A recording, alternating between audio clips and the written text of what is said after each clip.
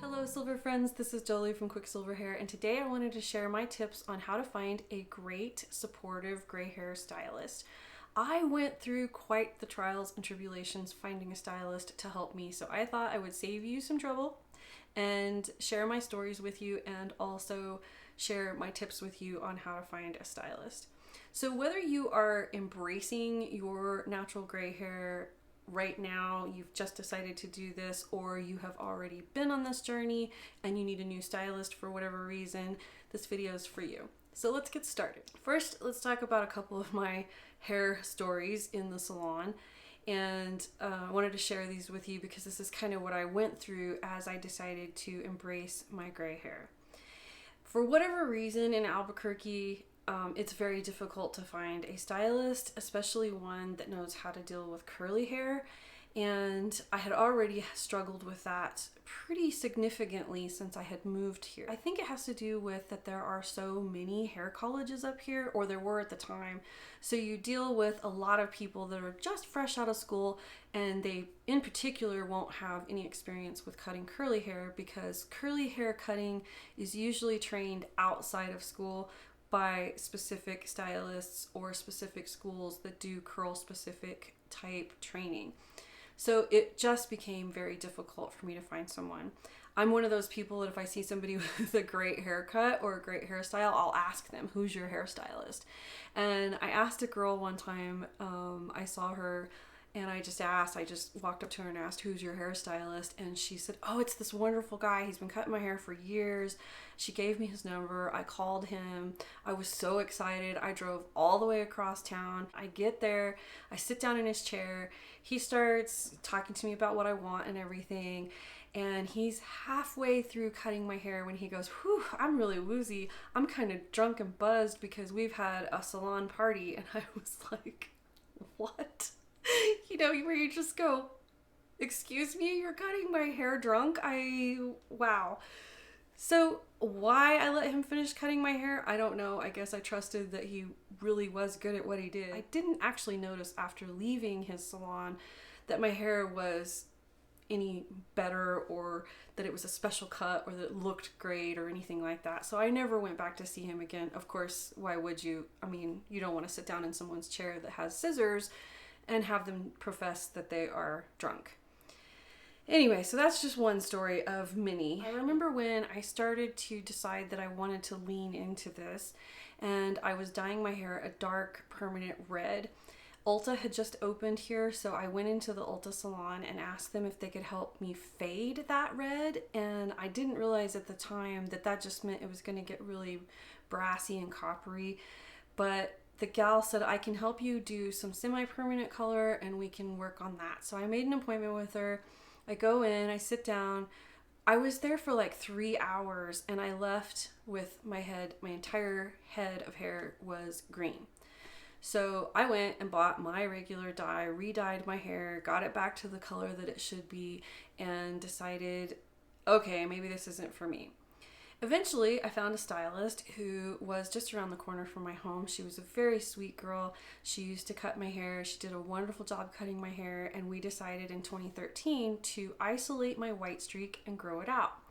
So she helped me do that by highlighting the hair that was white, and we let that all grow out and continue to dye the hair around it. As luck would have it, she got pregnant, had a couple of babies, back to back, and she moved, I believe, so I ended up having to find another stylist.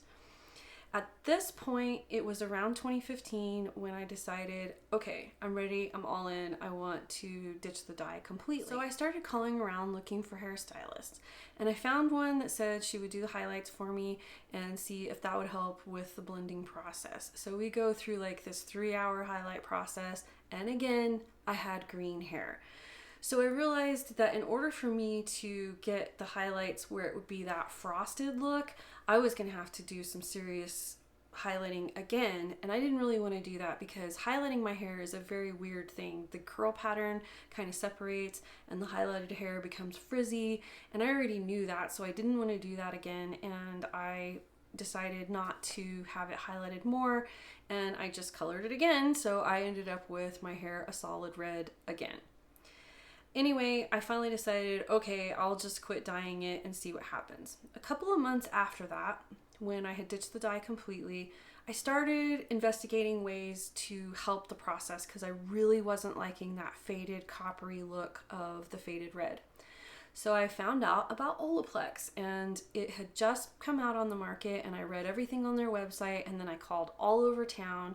There was a salon distributor here in town that had Olaplex, but there weren't any salons using it. I spent an exhaustive amount of time searching for someone that knew what it was. I actually had stylists laugh at me because it was so fresh. They had no idea what it was, and they thought it was, laughable that there was a product out there that would help preserve and protect your hair during the bleaching process.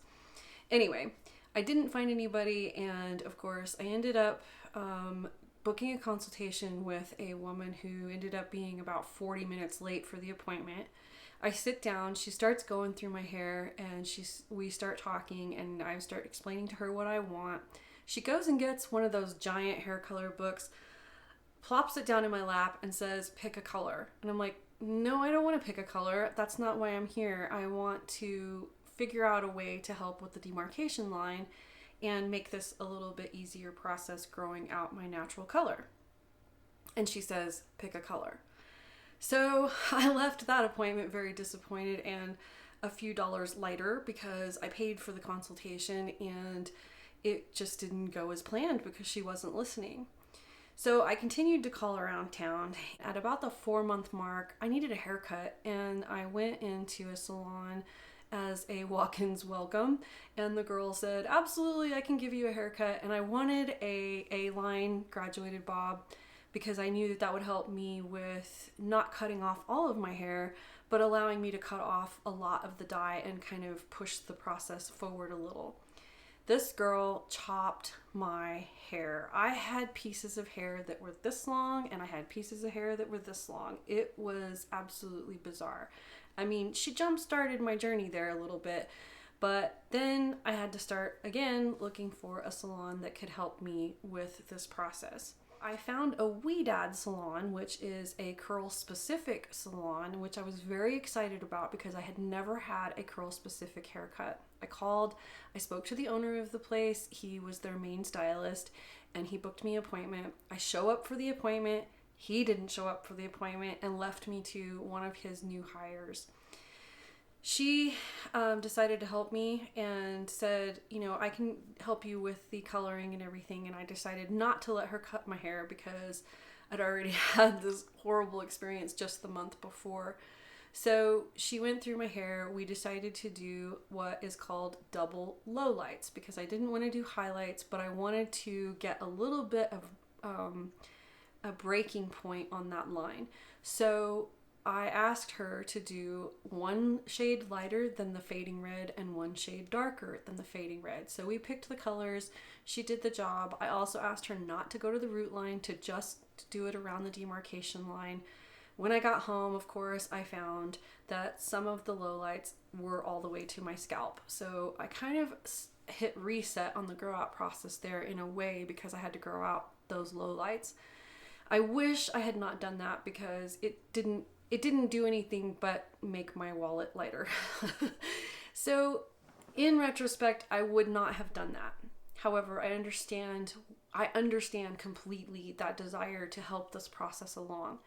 At that point, I decided, that's it. I'm going cold turkey. I'm not messing with it anymore. I'm just going to grow it out. I called around some more to find a supportive stylist who would help me just by cutting my hair. I finally found someone who was great.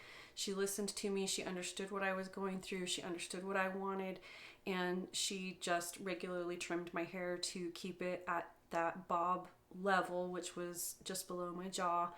And eventually she cut the last bit of the dye off.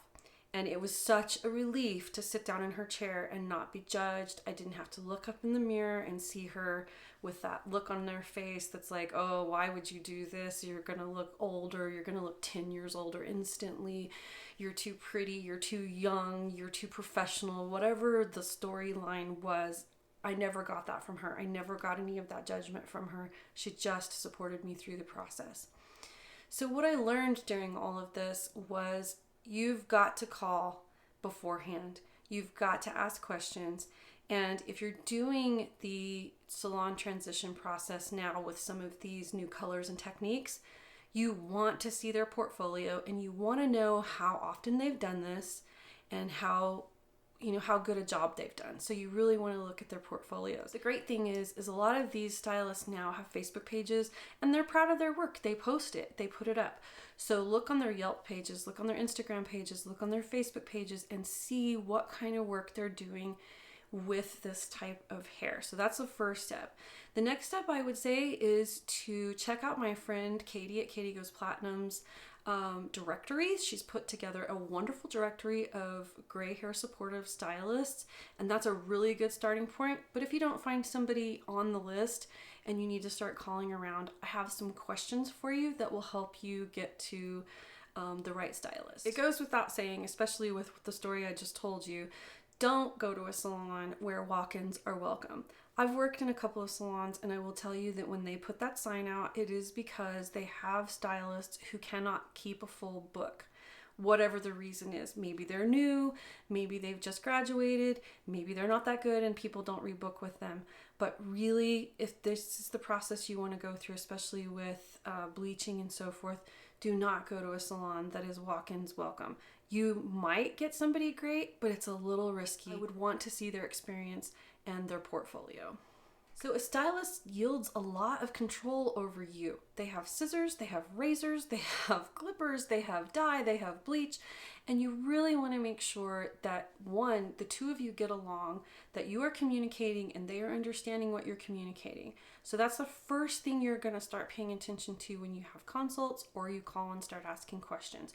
Is there some sort of vibe between the two of you that works between the two of you? You don't want that stylist that's going to plop that book down in your lap and say, pick a color. You want the stylist that understands and can be supportive. You want to be able to trust them and you need to be able to trust them.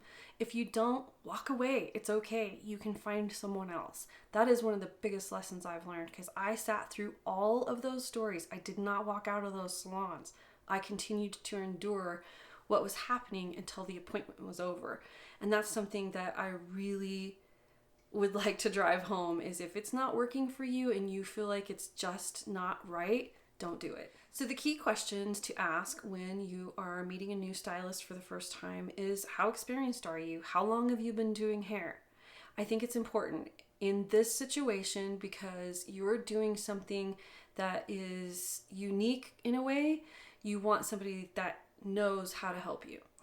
I also would say that when you ask them if they're supportive of gray hair, watch them or listen to them and see if there's a hesitation. You'll know right away. You don't want that person that goes, well, yeah. You want somebody that's enthusiastic and supportive and positive about the experience because you're going to build a relationship with this person while you're sitting in their chair. We build a relationship with them because we spend so much time in the chair and we spend so many months, coming back once every 4 weeks or 6 weeks. So you see this person all the time and you want to have that good vibe between the two of you. If that's not there, don't do it. Find somebody who you can have that vibe with because it's just not worth sitting in the chair and worrying about whether you're going to walk away with what you want or not. Number 3 is for those of you who would like to do the gray blending process with bleach or salon support with continued coloring or toning, is you want to ask them how experienced they are with those colorants, the chemicals and so forth, and how often they have done the gray blending process. Because while some people will say, oh, I can do it, no problem, they may not have ever done it with gray colors, so you may not end up with what you want. You want to find somebody that has actually done it with these new gray colors and understands how they work and how well they'll work on your hair. Number 4 is do not let someone do this process on you without them evaluating your hair.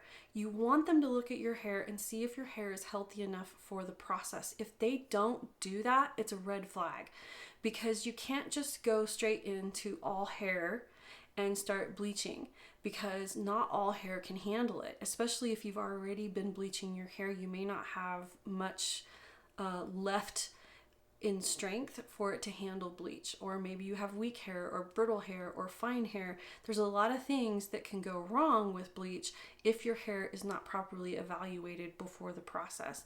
And if they say, hey, no, I'm not going to do this to you, trust them, because I have seen people come to me that didn't trust that, went to someone else, and then did end up with their hair fried because their hair could not handle the bleaching process. So take them seriously when they say, I can't do this to you. I don't want to hurt you. I don't want to hurt your hair. And, believe them when they say that, because it's valuable and honest information, and they are a stylist that you would want to stick with because they are being straightforward with you. And you want someone who cares. You want someone who cares about how you look, the health of your hair, and so forth. Anyway, I hope you've found this video helpful. If you have, please give it a thumbs up. The directory on Katie's website is linked in the description box below. While you're down there, if you haven't already, subscribe to my channel because I would love to see you next time. Until then, shine on.